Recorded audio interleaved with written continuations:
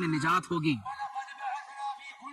اللہ تعالیٰ نے فرمایا کہ ہم نے ہر قوم کے اندر اپنے نبی اور رسول کو مبعوث فرمایا تاکہ وہ لوگوں کو اللہ تعالیٰ کی عبادت کی دعوت دیں اور طاغوت سے اجتناب کا حکم دیں۔ تو ان میں سے بعض ایسے ہوئے جنہوں نے اللہ تعالیٰ کی نعمتوں کو حاصل کیا اور بعض پر اللہ تبارک و تعالیٰ کا حکم پورا ہوا۔ تو زمین میں سیر کرو اور دیکھو کہ مجرموں کا انجام کیا ہوا۔ اور اللہ تعالیٰ نے توحید کی گواہی کے طور پر ارشاد فرمایا کہ اللہ کے سوا کوئی عبادت کے لائق نہیں اور اللہ تبارک و تعالیٰ کے سوا کسی اور کی عبادت نہ کرو، اور اللہ رب کریم کے سوا کوئی عبادت کے لائق نہیں، اور ہر چیز ہلاک ہو جائے گی سوائے اللہ تبارک و تعالیٰ کی ذات اقدس کے، اور تم سب کو اسی کی طرف لوٹ کر جانا ہے۔ اللہ تبارک و تعالیٰ نے اس توحید کی گواہی کے بعد ہمیں محمد رسول اللہ صلی اللہ علیہ وسلم کی گواہی دینے کا، ان کی رسالت کی گواہی دینے کا حکم دیا ہے کہ آپ اللہ تعالیٰ کے رسول ہیں، اور اللہ تعالیٰ نے فرمایا کہ محمد صلی اللہ علیہ وسلم تم میں سے مردوں میں سے کسی کے بعد نہیں بلکہ وہ اللہ کے رسول ہیں اور خاتم النبیین ہیں، کہ ان کے بعد کسی کو نبوت عطا نہیں کی جائے گی، اور اللہ تعالیٰ ہر چیز کا علم رکھنے والا ہے۔ اور یہ گواہی ایسی ہے جو اس بات پر ہمیں آمادہ کرتی ہے کہ ہم اللہ کے رسول علیہ السلام کی اطاعت کریں، اوامر کو بجا لائیں اور نواہی سے بچتے رہیں۔ اور آپ علیہ السلام ہمارے پاس جو کچھ لے کر آئے ہیں ان میں سے ایک بات یہ بھی ہے کہ ہم 5 وقت کی نمازوں کو ادا کریں۔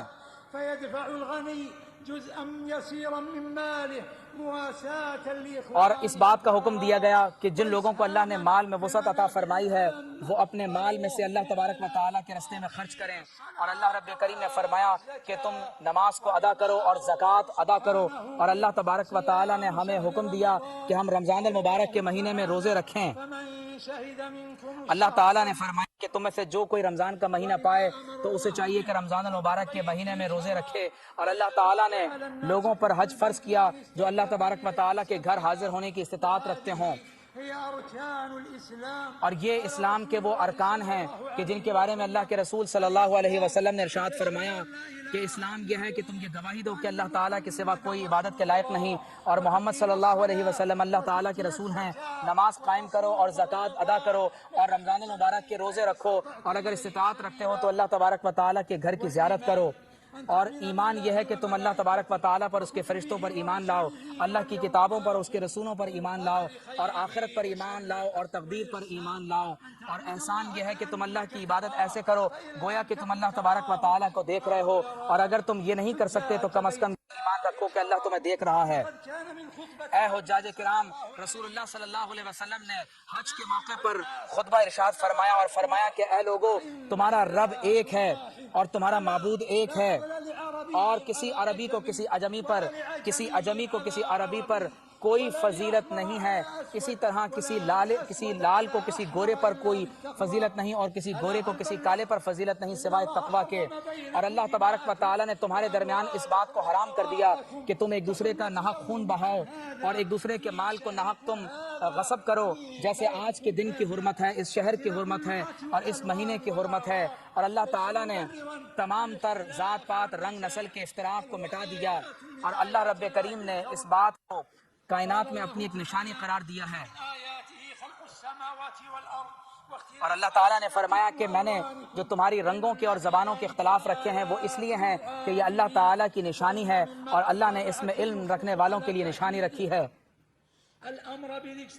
اور اللہ رب کریم نے مسلم سوسائٹی میں محبت کو قائم رکھنے کا حکم دیا ہے، اور ایسی تمام باتوں سے منع کیا ہے جن سے آپس کی صفوں میں انتشار پیدا ہو۔ اللہ تعالیٰ نے فرمایا کہ تم سب مل کر اللہ تبارک و تعالیٰ کی کتاب کو اختیار کر لو اور غور کرو کہ تم آپس میں ایک دوسرے کے دشمن تھے۔ اللہ رب کریم نے محمد صلی اللہ علیہ وسلم کی برکت سے تمہاری عداوت کو محبت میں تبدیل کر دیا اور تم ایک دوسرے کے بھائی بن گئے۔ اور اللہ تعالیٰ نے فرمایا کہ حضور علیہ السلام نے فرمایا کہ اللہ نے تمہیں حکم دیا ہے کہ تم اللہ تعالیٰ کے سوا کسی کی عبادت نہ کرو، اور اللہ نے فرمایا کہ تم سب مل کر اللہ کی رسی کو مضبوطی سے تھام لو اور تفرقے میں نہ پڑو۔ اور آپ علیہ السلام نے اپنے صحابہ کرام کو بھی اس کا حکم دیا کہ وہ اپنی صفوں میں اتحاد قائم رکھیں، اور فرمایا کہ اللہ تبارک و تعالیٰ نے اپنے حبیب علیہ السلام کی برکت سے تمہارے درمیان میں محبت پیدا فرما دی، اور اگر تم زمین و آسمان کی تمام دولت کو بھی خرچ کر دو تو لوگوں کے درمیان الفت پیدا نہیں کر سکتے، بلکہ یہ اللہ ہی ہے کہ جس نے لوگوں کے درمیان محبت پیدا فرمائی۔ اور اللہ تعالیٰ نے فرقہ واریت کو حرام قرار دیا اور فرمایا کہ یا رسول اللہ، جن لوگوں نے اپنے دین میں تفرقہ پیدا کیا آپ کا ان سے کوئی تعلق واسطہ نہیں ہے جو گروہوں میں بٹ گئے۔ پھر اللہ تبارک و تعالیٰ نے قیامت کے دن انہیں اس بات سے آگاہ کرے گا جو دنیا میں وہ کیا کرتے تھے، اور جو لوگ آپ علیہ الصلوۃ والسلام کے بعد فرقہ واریت میں پڑ گئے اور اللہ تبارک و تعالیٰ کے دین سے روگردانی کی، ان کے لیے قیامت کے دن دردناک عذاب ہوگا۔ اور وہ چیز جو دنیا اور آخرت میں لوگوں کو ایک جگہ جمع کرنے والی ہے، وہ ایسی گفتگو اور ایسی باتیں ہیں کہ جو ایک دوسرے کو نیکی کی طرف دعوت دینا ہے اور ایک دوسرے کو اللہ تبارک و تعالیٰ کے دین کی طرف بلانا ہے۔ اور اللہ تبارک و تعالیٰ نے اس بات سے منع کیا ہے کہ لوگ آپس میں ایک دوسرے سے حسد کریں، اور اللہ تبارک و تعالیٰ نے اس بات سے منع کیا ہے کہ لوگ کسی معصوم کا ناحق خون بہائیں۔ اور امت مسلمہ میں اگر ایسا ہوتا ہے کہ لوگ ایک دوسرے کا خون بہاتے ہیں اور ایک دوسرے کے ساتھ حسد اور بغض میں مبتلا ہوتے ہیں، عداوت میں مبتلا ہوتے ہیں، تو یاد رکھو کہ یہ ایک جرم کبیر ہے۔ اور آپ علیہ الصلوۃ والسلام نے فرمایا کہ مسلمان آپس میں ایک جسم کی مانند ہے کہ اگر ایک عضو کو کوئی تکلیف پہنچتی ہے تو دوسرا عضو بھی اس تکلیف کو محسوس کرتا ہے اور بخار کو محسوس کرتا ہے۔ اور آپ علیہ الصلوۃ والسلام نے فرمایا کہ مسلمان ایک دوسرے کے لیے ایک ایسی عمارت کی مانند ہے کہ جس کی ایک اینٹ دوسری اینٹ کو مضبوطی بخشتی ہے۔ اور شیطان یہ چاہتا ہے کہ مسلمانوں کی صفوں کے درمیان میں انتشار پیدا کرے اور مسلم سوسائٹی کو ایک رکھنے میں یہ بھی اہم بات ہے کہ مسلمان اپنے خاندانوں کی حفاظت کریں اور اپنی معاشرت کی حفاظت کریں۔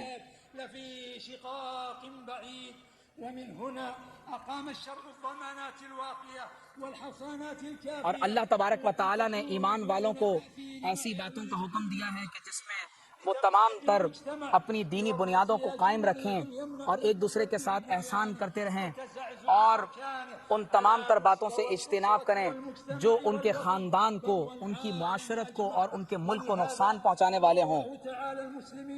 اور اس لیے اللہ تبارک و تعالیٰ نے اگر کبھی امت مسلمہ میں یا مسلمان ریاستوں کے اندر انتشار پیدا ہو تو حکم یہ دیا ہے کہ اے ایمان والو، اللہ کی اطاعت کرو، اللہ کے رسول کی اطاعت کرو، اور ان کی جو تمہارے درمیان اولی الامر ہیں یعنی ریاست کے جو بڑے لوگ ہیں ان کی بات کی پیروی کی جائے۔ اور اللہ تعالیٰ نے فرمایا کہ یہ تمہارے لیے زیادہ بہتر ہے اور انجام کار کے اعتبار سے بھی زیادہ بہتر ہے۔ اور اللہ نے فرمایا کہ جب تم کسی بات میں اختلاف کر بیٹھو تو اس کا انجام کار آخر میں جو حکم ہے وہ اللہ تبارک و تعالیٰ کا ہی ہے جس کی پیروی کی جائے گی۔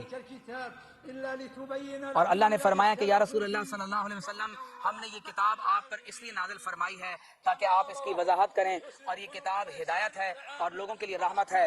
اور آپ علیہ الصلوۃ والسلام نے حسن خلق کا حکم دیا، اور اللہ تبارک و تعالیٰ نے فرمایا کہ یا رسول اللہ، آپ اللہ تعالیٰ کی رحمت کی وجہ سے لوگوں کے لیے نرم ہو گئے۔ اگر آپ علیہ الصلوۃ والسلام کے مزاج میں سختی ہوتی تو لوگ آپ کے اطراف سے دور ہو جاتے، اور آپ علیہ الصلوۃ والسلام نے اس بات کی ترغیب دی ہے کہ لوگ اپنے اخلاق کو بہتر کریں۔ اور اللہ تعالیٰ نے حضور علیہ الصلوۃ والسلام کی عملی مثال دیتے ہوئے فرمایا کہ اے لوگو، اللہ تعالیٰ کی اطاعت کرو، اللہ کے رسول کی اطاعت کرو، اور اگر تم آپس میں اختلاف کرو گے تو تمہاری ہوا اکھڑ جائے گی۔ اور فرمایا کہ اللہ تبارک و تعالیٰ کی مغفرت اور جنت کی طرف تیزی سے بڑھتے رہو۔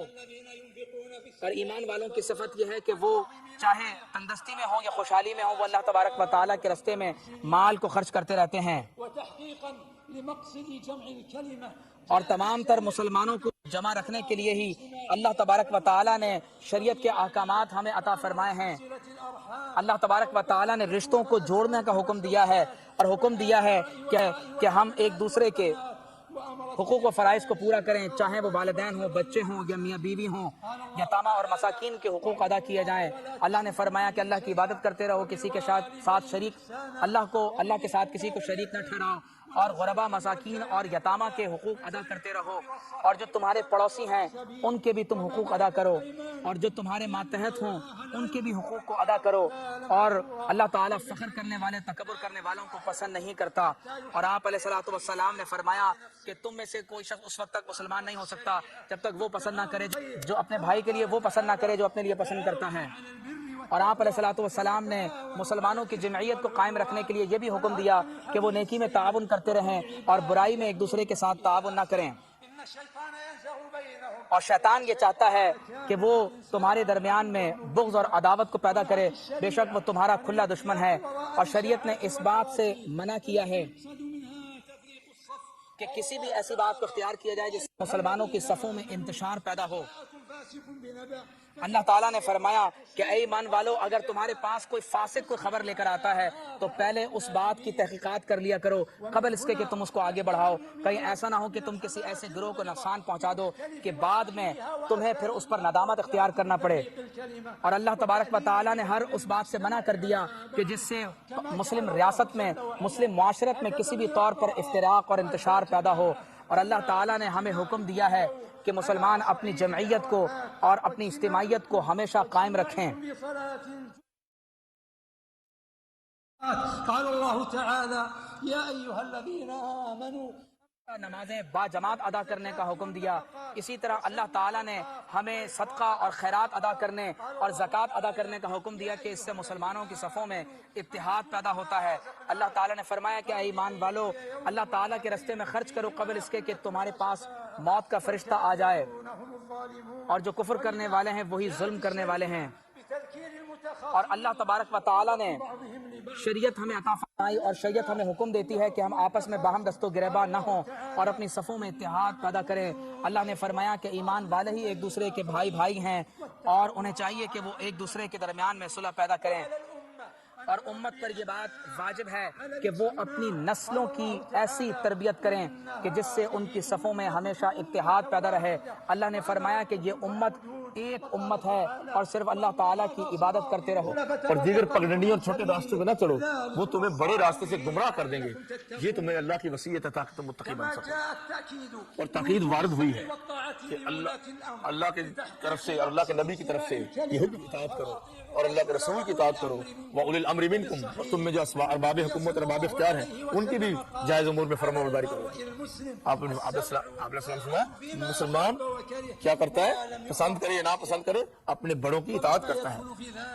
اور اس میں یہ بھی بات ہے کہ اطاعت کریں گے تو دل جڑے رہیں گے، اطاعت کرنا ہے اور ان کے ساتھ کھڑے ہونا ہے، ہر وقت حکمرانوں کی مخالفت نہیں کرنی، اور ان کے لیے دعا بھی کرنی ہے کہ اللہ ان کو سلپ ہونے سے بچائے۔ اور اجتماعیت اس کا حکم ہے، اور تفرق اس سے منع کیا گیا، بالکل منع کیا، اس کے فساد بہت زیادہ ہے۔ اور حج کے موسم میں یہی چیز متحقق ہوتی ہے، فلفل ہوتی ہے کہ سب جمع ہوں اور تفرقے سے باز رہیں اور مناسک مل جل کے ادا کریں، اور اس کو خراب کرنے کی جتنی چیزیں ان سے باز رہ سکیں۔ یہ اللہ کے مہمان ہیں، آپ مسلمانوں اللہ کے مہمان ہیں عرفات میں۔ اے مسلمانوں، جتنے بھی صحابے ارباب اختیار ہیں جن کو بھی توفیق اللہ نے دی، وہ اللہ کے معاملے سے میں ڈریں اور اللہ کے نبی صلی اللہ علیہ وسلم کی بات کو یاد رکھیں۔ آسانیاں کرو، تنگیاں نہ کرو، خوشخبریاں سناؤ، منافق پیدا نہ کرو۔ اور نبی کریم صلی اللہ علیہ وسلم کا حکم، آپ نے ابو موسیٰ اشعری اور حضرت معاذ سے کہا تھا رخصت کرتے ہوئے، مل جل کے رہنا، اختلاف نہ کرنا، تنازع نہ کرنا۔ اس لیے ہمارے اوپر فرض ہے کہ جتنی چیزیں اجتماعیت کے سلسلے جو اس طرف لگے، اور مسلمانوں کی گروہیں جب لڑ پڑیں تو ان کو اصلاح کرو، حق کے ساتھ اکیلے بھی رہیں، تو اس سے بہتر ہے کہ باطل میں آپ کے ساتھ پوری جماعت ہو۔ اے بیت اللہ کے حاجیوں، نبی کریم صلی اللہ علیہ وسلم نے جب خطبہ ارشاد فرمایا تھا عرفات میں، آپ نے کیا فرمایا تھا؟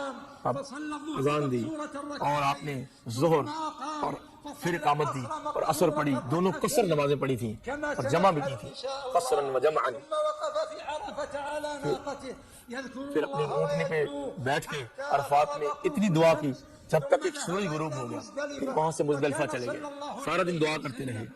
یہ دعاؤں کا دن ہے، اور آپ اپنے دوستوں سے کہہ رہے تھے السکینہ السکینہ، اے لوگوں آرام سے چلنا، دھکے نہ مارنا، عورتوں بزرگوں بچوں کا خیال رکھنا، اور یہ نیکی نہیں ہے کہ کسی کو تکلیف دی جائے، تیزی سے جانا کوئی نیکی نہیں۔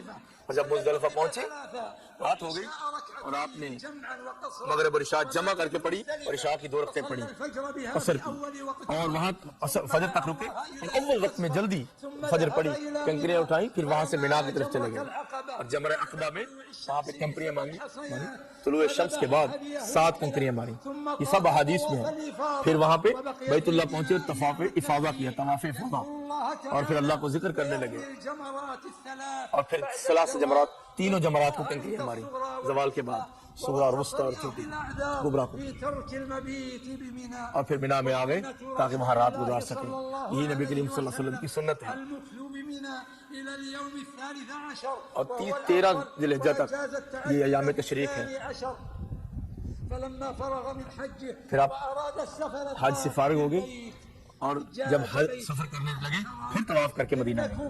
اے حاجیو، شريف آپ کہاں پہ ہو؟ عزت کے مقام پہ، فاضل مقام عظیم پہ ہو. فيه مغفرة السيئات آپ مغفرت کے لیے آئے ہو، مصیبتوں کو چھٹکارا کے لیے آئے ہو. أفطر صلى اس لیے الله عليه پیغمبر اسلام نے اس موقع پہ افطار کیا. 9 ذی الحجہ کو روزہ نہیں رکھا عرفات کی جگہ پہ تاکہ زیادہ سے زیادہ محنت سے دعائیں کر سکیں، تھک نہ جائیں، گر نہ پڑے اور بے ہوش نہ ہو جائیں. ولمن اور اس لیے اس سے مانگو، وہی جو مانگنے جانے کے قابل ہے. بأن يصلح سب مسلمانوں کے لیے دعا کریں جہاں اپنے لیے کرتے ہیں کہ اللہ مسلمانوں کے حال پہ رحم فرمائے اور ان کو اجتماعیت عطا فرمائے اور حق میں جمع کرے. الدعاء اور دعا نہ بھولنا، جس نے آپ کی طرف نیکی کی ہے ومن اس کو بھی دعا میں نہ بھولنا. معروفا فكافئ فرمایا جو نیکی کرے اس کو بدلہ دو، کچھ نہ کر سکو تو جزاک اللہ خیر کر دو. اتنی دعا کرو کہ وہ خوش ہو جائے کہ واقعی میرا بدلہ ہو گیا. يقوم بخدمة الحج جو حاجیوں کی خدمت کے اوپر معمور ہیں، حرمین شریفین کے خدام ہیں، آپ کی خدمت کر رہے ہیں، ان کے لیے بھی دعا کریں. ولی عہد کے لیے بھی دعا کریں. دعا کریں خادم الحرمین ملک سلمان بن عبد العزیز حفظہ اللہ کے لیے دعا کریں، اور ان کے ولی عہد ملک محمد بن سلمان کے لیے بھی دعا کریں، اور ان کے لوگوں کے لیے بھی کہ جو انہوں نے خدمات پیش کی ہیں اللہ قبول کرے اور ان کو استقامت عطا فرمائے. اے حیو یا قیوم یا حی یا قیوم. توفق خادم ان کو خادم الحرمین شریفین کو، الملك سلمان سلمان بن عبد العزیز کو اللهم بہت توفیق عطا فرما خیر کی، ناصرا اور ان کا ناصر بن جا، كل خير اور ان کو ہر خیر کی توفیق عطا خير فرما، الجزاء اور ان کو جزائے خیر عطا فرما دے. اور جو انہوں نے چیزیں جہود سٹرگل پیش کی ہیں وہ قبول فرما. اے اللہ برکت عطا فرما، اور ان کے ولی عہد کو محمد بن سلمان کو بھی برکتیں عطا فرما اور آسانیاں فرما، اور ان کے قریب کے لوگوں کو ان کے لیے اصلاح فرما. اے اللہ حاجیوں کا حج قبول فرما اور ان کی مغفرت فرما اور ان کے معاملات آسان فرما اور شر ان سے دور فرما دے. اے اللہ بلادهم سالمين غانمين گھروں کو ان کو خیر سے لوٹا دینا. ذنوبهم اے اللہ جنہوں نے دعا کا کہا ہے سب کے لیے ہماری دعائیں قبول فرما اور ان کی بھی قبول فرما. اے اللہ مسلمانوں کی مغفرت فرما، مردوں اور عورتوں کی مغفرت فرما، مومن مردوں اور مومن عورتوں کی مغفرت فرما، اور ان کی اصلاح فرما دے، ان کا کلمہ جمع کر دے شأنهم اور ان کی مصیبتیں دور کر دے، اور ان کے کام اپنے ذمے لے لے اور ان کا کلمہ ایک کر دے، اور ان کے خونوں کی حفاظت فرما. اے اللہ ان کے مالوں میں، گھروں میں، جسموں میں برکت اور اقوال و اعمال میں برکت عطا فرما. سبحان ربك سبحان ربك رب العزة عما يصفون وسلام على المرسلين والحمد لله رب العالمين. رب العالمين.